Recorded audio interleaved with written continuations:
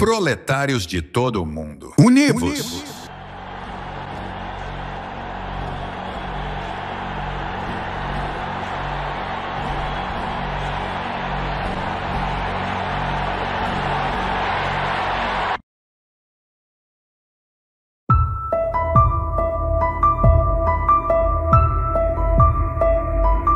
Em meio à fumaça das fábricas e ao rugido das máquinas, um novo mundo emergia. A revolução industrial transformava a sociedade, mas as desigualdades cresciam a passos largos. A riqueza se concentrava nas mãos de poucos, enquanto a maioria vivia na miséria. Foi nesse contexto que as ideias do comunismo começaram a ganhar força. A ideia de uma sociedade mais justa e igualitária não era nova. Filósofos e pensadores utópicos como Thomas More e Charles Fourier já haviam imaginado sociedades perfeitas, livres das mazelas do capitalismo. No entanto, suas ideias, por mais inspiradoras que fossem, careciam de um embasamento científico sólido. Foi a partir das análises de Karl Marx e Friedrich Engels que o socialismo se transformou em um movimento científico. Através de uma profunda investigação das leis do capitalismo, eles revelaram as contradições inerentes a esse sistema e propuseram uma alternativa: o comunismo. Para Marx e Engels, a história da humanidade era marcada pela luta de classes, e o capitalismo era apenas a mais recente expressão dessa luta. Em 1848, Marx e Engels publicaram o Manifesto Comunista, um documento que se tornaria a Bíblia do movimento operário. Nele, os autores denunciavam a exploração do trabalhador, a alienação e a desigualdade social, e chamavam os proletários a se unirem para derrubar o capitalismo e construir uma sociedade sem classes. Na noite de 7 de novembro de 1917, o destino da Rússia estava prestes a mudar. Os bolcheviques, liderados por Vladimir Lenin, estavam prontos para tomar o poder. O Palácio de Inverno, símbolo do czarismo, seria a primeira grande conquista. A batalha foi intensa. Os defensores do governo provisório, mal equipados e desmoralizados, resistiram com todas as forças, mas os bolcheviques, impulsionados pela promessa de um futuro melhor, avançavam implacáveis. Com a vitória dos bolcheviques, a Rússia entrava em uma nova era. O czarismo havia caído e a era dos sovietes havia começado. A nacionalização dos bancos, das fábricas e das terras foi um dos primeiros passos para a construção do socialismo. A economia passou a ser planificada pelo Estado com o objetivo de industrializar rapidamente o país e eliminar as desigualdades sociais. A vida sob o socialismo era marcada pela disciplina, autoridade e pela coletividade. Os trabalhadores eram economicamente controlados pelo Estado e a propriedade privada foi praticamente eliminada. No entanto, a liberdade individual era restrita e a crítica ao regime era severamente reprimida.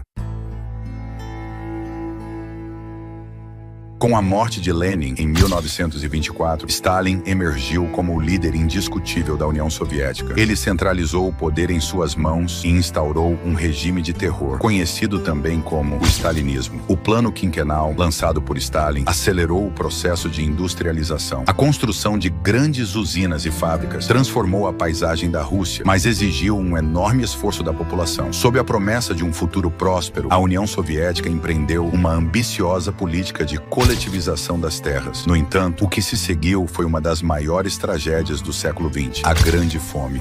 A Ucrânia, parte da União Soviética, foi uma das regiões mais atingidas. Milhões de pessoas morreram de fome, em uma crise humanitária de proporções inimagináveis. A fome foi resultado de uma combinação de fatores: a requisição excessiva de grãos pelo Estado, a resistência dos camponeses à coletivização, a má gestão da economia e, segundo muitos historiadores, uma política deliberada de Stalin para eliminar os kulaks, os camponeses ricos. A fome não foi um acidente, foi uma consequência direta das políticas de Stalin. A decisão de requisar todo o excedente de grãos, mesmo em anos de má colheita, condenou milhões de pessoas à morte. As crianças foram as maiores vítimas. Milhões morreram de inanição, enquanto outras ficaram marcadas para sempre pelas sequelas da desnutrição. A fome devastou a economia e a sociedade soviética. A produção agrícola caiu drasticamente e a indústria sofreu um forte impacto. A confiança no regime comunista foi abalada e a repressão política se intensificou. O Holodomor é um dos capítulos mais sombrios da história da União Soviética. Suas causas e consequências continuam a ser objeto de debate e estudo até os dias de hoje. É fundamental lembrar dessa tragédia para evitar que ela se repita.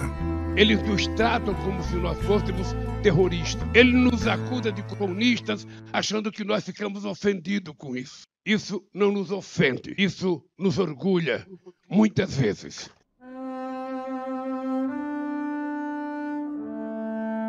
A China do século XX foi palco de profundas transformações. Após séculos de dominação estrangeira e guerras civis, o Partido Comunista, liderado por Mao Tse-tung, chegou ao poder em 1949. A experiência chinesa com o comunismo, marcada por suas particularidades e desafios, moldou o destino de uma nação e inspirou movimentos revolucionários em todo o mundo. A Longa Marcha, uma épica jornada de milhares de quilômetros, forjou o caráter do Partido Comunista e garantiu sua sobrevivência. A resistência do povo chinesa, a invasão japonesa e a guerra civil fortaleceram a liderança de Mao e consolidaram o apoio popular ao comunismo. Com a vitória na guerra civil, Mao proclamou a República Popular da China e iniciou um ambicioso programa de reformas. A terra foi distribuída aos camponeses, a indústria foi nacionalizada e o país se embarcou em um processo de modernização acelerada. O grande salto adiante, lançada por Mao no final dos anos 50, visava transformar rapidamente a China em uma potência industrial e agrícola. No entanto,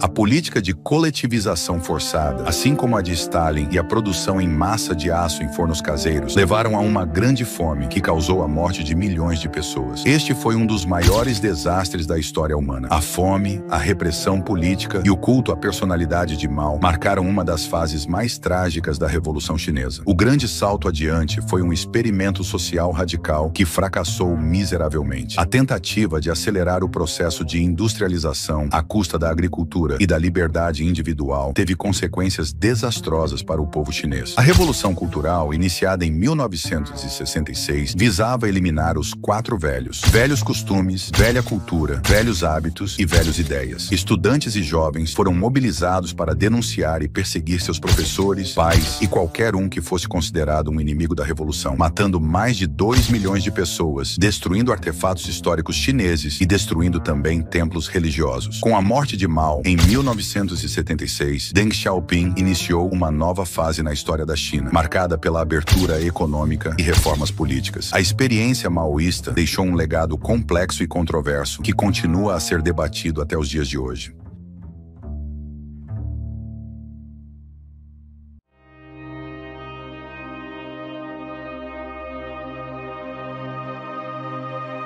Após a Segunda Guerra Mundial, o mundo não conheceu a paz. Emergiu um novo conflito, sem tiros, mas com uma tensão constante e global: a Guerra Fria. Duas superpotências, os Estados Unidos e a União Soviética, disputavam a hegemonia mundial, dividindo o planeta em 2 blocos ideológicos opostos. A vitória aliada na Segunda Guerra Mundial não trouxe a paz. As divergências entre os aliados ocidentais, liderados pelos Estados Unidos, e a União Soviética, levaram à divisão da Europa e à formação de 2 blocos rivais. O mundo ficou dividido em 2 blocos ideológicos: o bloco capitalista, liderado pelos Estados Unidos, e o bloco socialista, liderado pela União Soviética. Cada bloco tinha sua própria visão de futuro e buscava expandir sua influência. A Guerra Fria se manifestou em diversos conflitos ao redor do mundo, onde as superpotências disputavam influência e tentavam expandir seus respectivos blocos. A ameaça nuclear pairou sobre a humanidade durante décadas. A corrida armamentista, marcada pela produção de armas cada vez mais poderosas, criou um clima de medo e insegurança global. Essa guerra moldou a vida das pessoas em todo o mundo. O medo do fim do mundo por meio de uma guerra nuclear, a vigilância constante e a propaganda ideológica marcaram uma geração. As reformas de Gorbachev, a Glasnost e a Perestroika visavam modernizar a União Soviética, mas enfraqueceram o regime socialista. A queda do Muro de Berlim simbolizou o fim da Guerra Fria e o triunfo do capitalismo. A ideologia comunista ainda permanece viva em alguns países, todos evidentemente fracassados. No entanto, por prometer um mundo semi-perfeito, onde não há nenhuma desigualdade social, nenhum grande conflito de classe e onde haveria uma grande abundância de riqueza, essa ideologia fracassada ainda cativa dezenas de pessoas ao redor do mundo.